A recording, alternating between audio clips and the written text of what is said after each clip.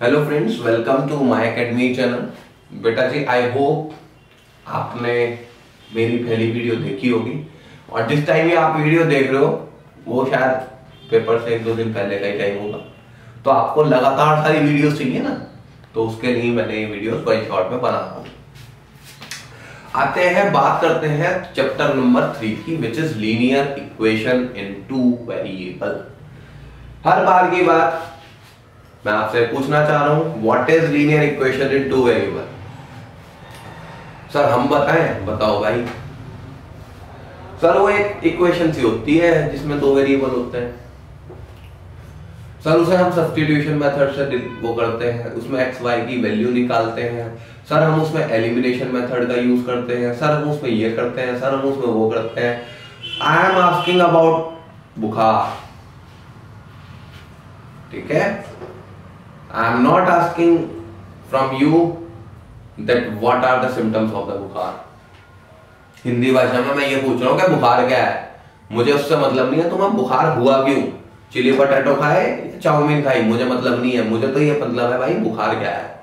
It means linear equation in 2 variable है क्या, है ना। तो देखो बहुत इजीली तरीके से, लीनियर का मतलब जिसकी डिग्री मेरी क्या होती है, 1 होती है। इक्वेशन का मतलब जो LHS और RHS में टूटी हुई हो। 2 का मतलब 2, वेरिएबल का मतलब A B C D and so on X Y Z, कोई से भी 2 वेरिएबल यूज हो रहे हो। इट मींस एक ऐसी इक्वेशन जो LHS और RHS में बटी हुई हो, जिसमें 2 वेरिएबल्स का यूज और वेरिएबल की डिग्री क्या हो, 1।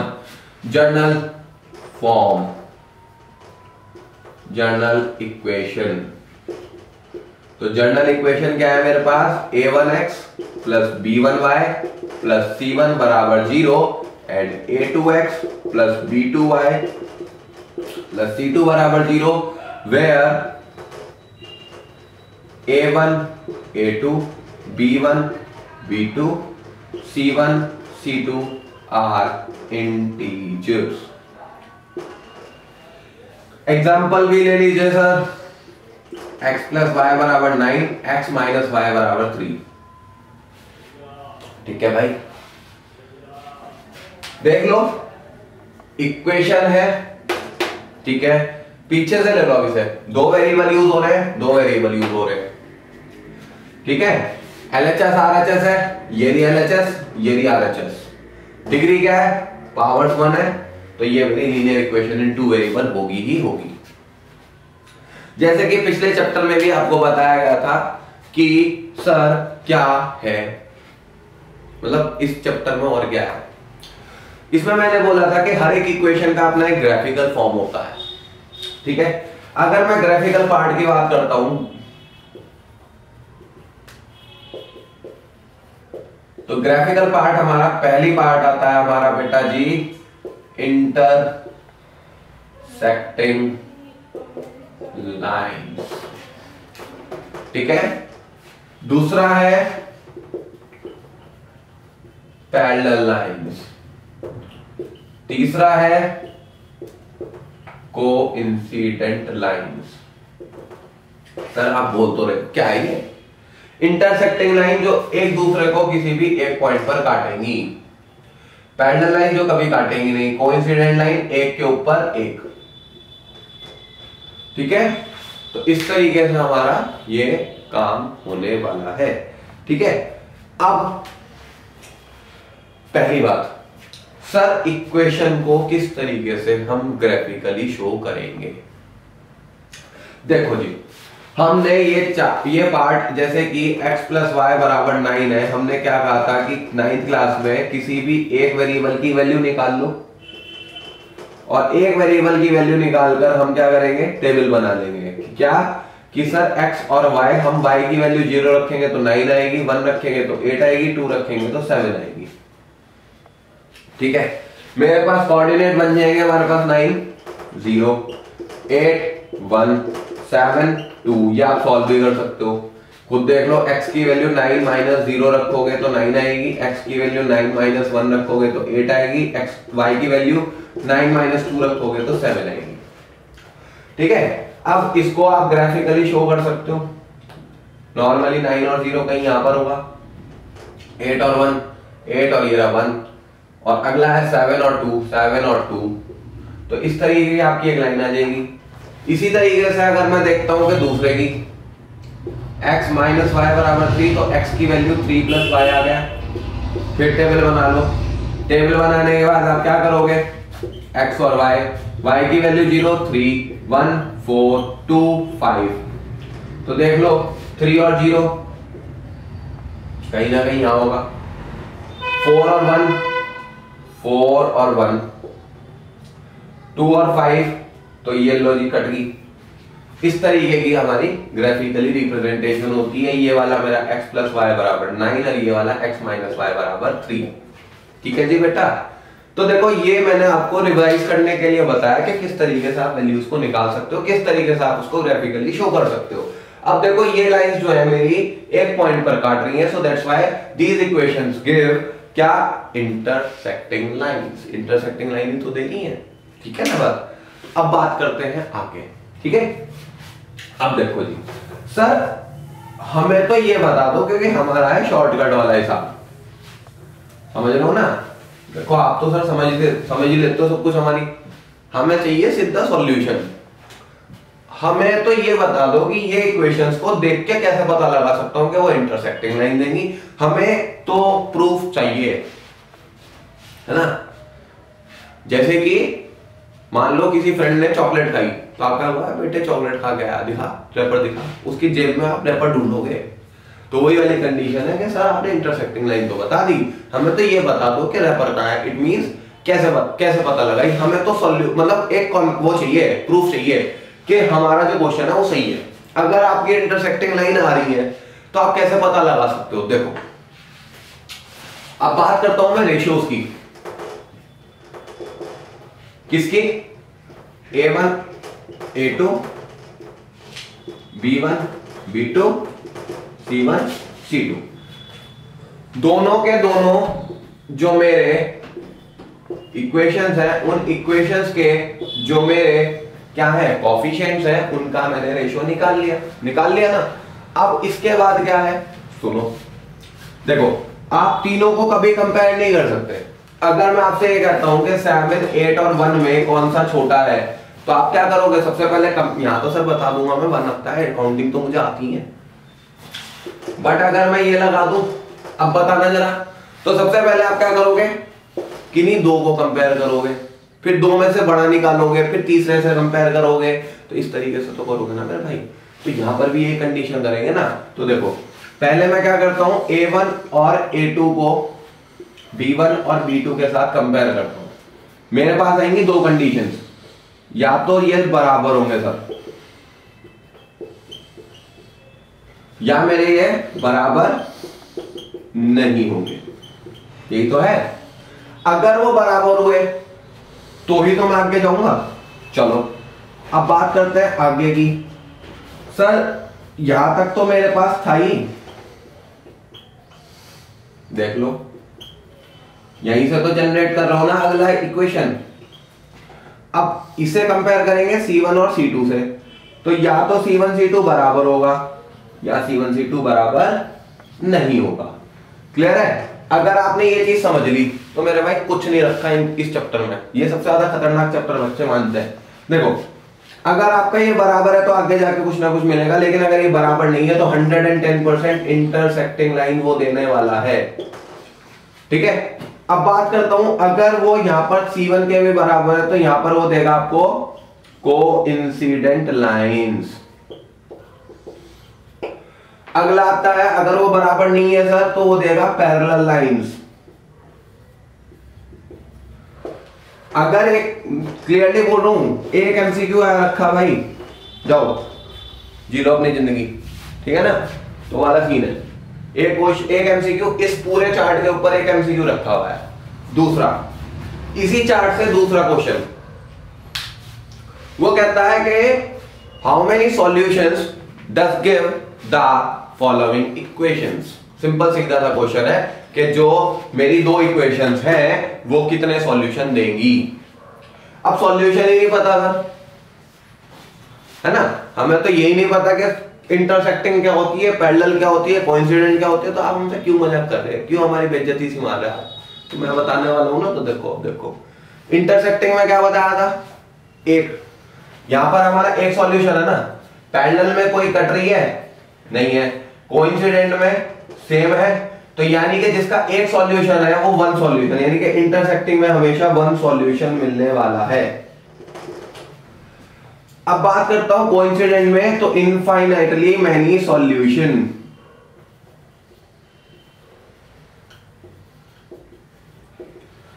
अगला आता है parallel lines, sir no solution. देखना जरा कुछ है क्या सॉल्यूशन में, कुछ भी नहीं है, कुछ भी नहीं मिल रहा।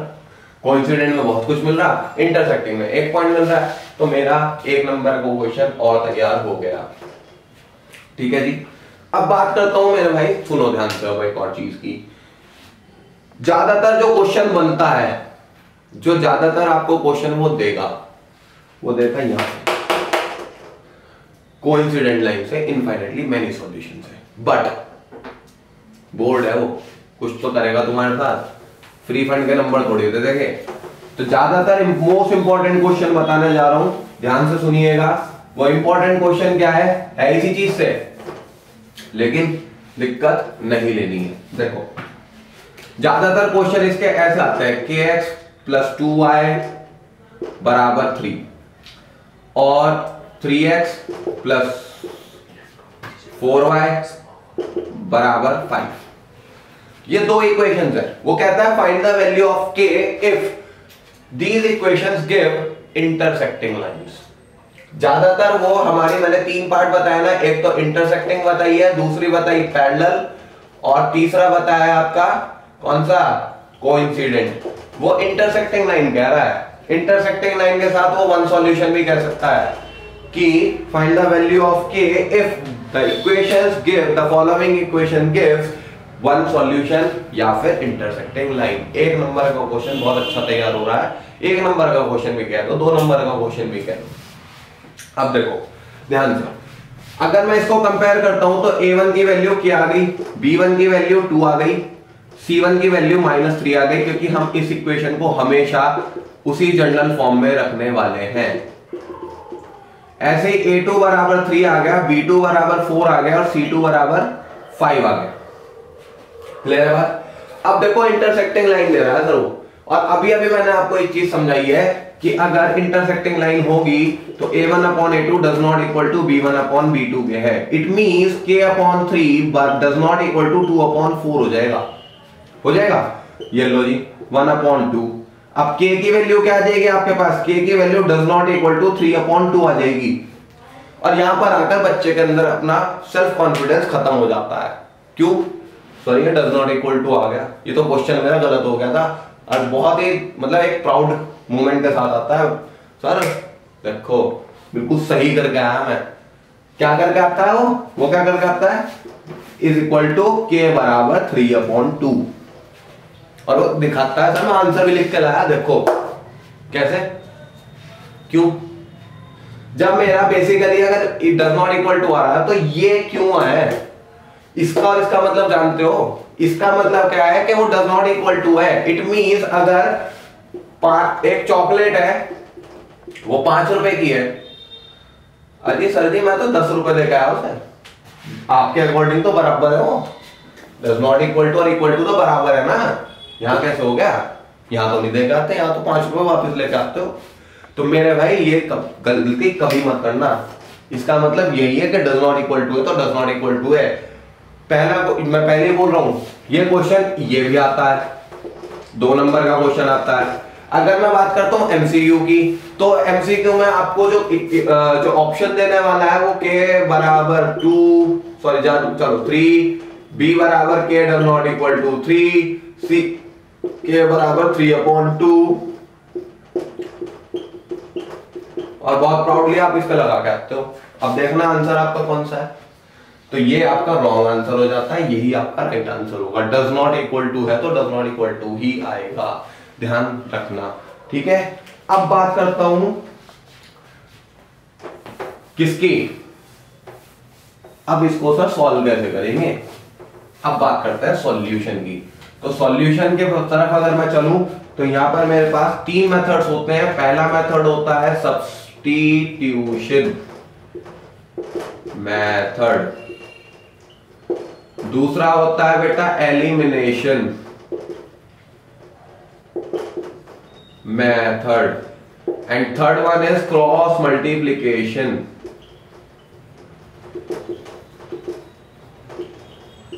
मेथड। ध्यान रखना ये डिडक्ट है, ये नहीं आएगा, ठीक है। अब बात करते हैं हमारी किसकी, सब्स्टिट्यूशन की और एलिमिनेशन की। What is the meaning of substitution? देखो क्वेश्चन चैप्टर में ना हर चीज का एक अपना मीनिंग होता है, सिंपल सीधी सी भाषा बता दूंगा आपको।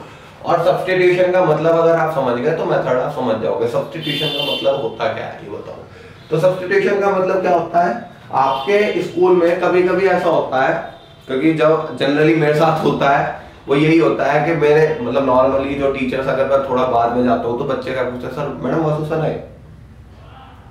अगर वो कह देती है हाँ है तो उनका जो मूड हो जाता है, अरे भाई आज तो गए, है ना। या फिर अगर वो कहते हैं नहीं आए तो बच्चों के अंदर एक कहते हैं ना कि वो उमंग, खुशी, उल्लास वो आ जाता है। ऐसा नहीं है कि मैं टाइट, मतलब थोड़ा, हाँ मैं पढ़ाने के मामले में बहुत ज्यादा टाइट हूँ, लेकिन अगर ऐसे ही अगर आपके स्कूल में क्या होता है कि जब कोई टीचर नहीं आता तो उसकी जगह कोई दूसरा टीचर आ जाता है और आप लोग क्या कहते हो, मैडम गेम में ले चलो, सर गेम में ले चलो। क्यों? मैथ्स के पीरियड में आप गेम पीरियड क्यों बना रहे हो? उसको क्या कहते हो आप, अरेंजमेंट कहते हो। सर हमारे क्लास में आज वो वाले टीचर नहीं आए थे, उनका अरेंजमेंट ये था। अरेंजमेंट ही सब्स्टिट्यूशन है। कई स्कूल्स में सब्स्टिट्यूशन भी कहते हैं। किसका सब्स्टिट्यूशन था? सर मैडम उसका था, मैडम उन टीचर का था। तो सब्स्टिट्यूशन का मतलब कि जब एक टीचर नहीं आया तो उसी के एप्लीकेबल या उसी की कैपेबिलिटी वाला दूसरा टीचर मैंने भेज दिया। मैथ्स वाले टीचर नहीं आए तो मैथ्स का ही टीचर जाएगा, अगर इंग्लिश के टीचर नहीं आए तो इंग्लिश का ही टीचर जाएगा। तो यहाँ पर कैसे हम कर देंगे, यहाँ पर भी तो वही काम करेंगे मेरे भाई। तो सिंपल सीधी सी भाषा में कि अगर मैं 3x + y = 5 कर दूं और 4x - के y = 6 कर दूं, तो मैंने ऐसे ही एक इक्वेशन ली है दोनों। देखो मैं क्या करता हूं, किसी भी एक इक्वेशन से एक वैल्यू ले लेता हूं, यानी कि 3x + y = 5, ठीक है। ये मेरी पहली इक्वेशन है। अगर मैं यहां से y की वैल्यू निकाल लेता हूं, 5 - के 3x निकल गई। क्लियर है बात? अब ये मैंने, आपकी ध्यान रखना, ये वैल्यू इक्वेशन नंबर 1 से निकाल ली है। ये वैल्यू इक्वेशन नंबर 1 से निकाल ली है। अब इसको मैं क्या करूंगा, किसमें चेंज करूंगा? मैं करूंगा दूसरे इक्वेशन में। सब्स्टिट्यूट मैं करूंगा हमेशा दूसरे इक्वेशन में, क्योंकि अगर आप फर्स्ट इक्वेशन से निकाल के फर्स्ट में ही सब्स्टिट्यूट कर दोगे तो जीरो वैल्यू नहीं आ जाएगी। क्या बचेगा? कुछ भी नहीं बचने का। तो इसी तरीके से जब मैंने इक्वेशन नंबर 1 से निकाली तो इसको पुट कर दूंगा मैं इक्वेशन नंबर 2 में, यानी कि 4 × x - के 5 - के 3x = 6। 4x माइनस बाहर है तो अंदर का साइन चेंज = 6। 7x = 6 + 5, 7x = 11 और x की वैल्यू 11/7। आने दो, मैं पहले कह रहा हूं, मैंने ऐसी क्वेश्चन लिया है, ठीक है। तो ये मेरी x की वैल्यू आ गई। जब x की वैल्यू आ गई तो इसमें पुट कर दो, y की वैल्यू आ जाएगी। तो यही तो मेरा सब्स्टिट्यूशन है, यही तो मेरा सब्स्टिट्यूशन मेथड है कि मैंने यहां से x की वैल्यू को लिया, सॉरी y की वैल्यू को लिया और दूसरे में सब्स्टिट्यूट कर दिया। मैंने उसी के इक्वल वैल्यू को वहां पर रख दिया। क्लियर है बात? तो यहां पर क्या है कि सब्स्टिट्यूशन मेथड क्लियर हो जाना चाहिए। अब दूसरा आता है elimination method. What is the meaning of elimination? चलो अच्छा एक बात पूछो, एक बात बताओ, टीवी तो सभी देखते होंगे, टीवी नहीं देखते होंगे तो नॉर्मल सी बात है कि मोबाइल तो जरूर देखते होंगे, इंस्टाग्राम भी देखते होंगे। तो उसमें ना आजकल बहुत सारे रियलिटी शोज आते हैं, ठीक है। रिसेंटली अभी बिग बॉस खत्म हुआ, ठीक है। तो उसमें ना एक राउंड आता है सैटरडे और संडे में, एलिमिनेशन राउंड। एलिमिनेशन का मतलब क्या होता है? एलिमिनेशन राउंड में सर एक कंटेस्टेंट चला जाता है, यानी कि वो एलिमिनेट हो जाता है, खत्म हो जाता है, वो उसके बाद शो में रहता ही नहीं, पार्टिसिपेट ही नहीं करता। तो यहां पर भी तो वही कंडीशन है कि अगर मेरे पास कोई दो इक्वेशंस हैं, जैसे कि 2x + y = 9 और x - y = 3, मैं दोनों इक्वेशंस ले रहा हूं इसी तरीके से, दोनों में डिफरेंस आपको मैं बता दूंगा। ये मेरी पहली, ये मेरी दूसरी, ये मेरी पहली, ये मेरी दूसरी। ये मैंने क्यों लिखी वो अभी पता लगेगी। तो मैं क्या करूंगा, यहां पर दोनों वेरिएबल में से कोई एक वेरिएबल को एलिमिनेट कर दूंगा। कैसे? देखो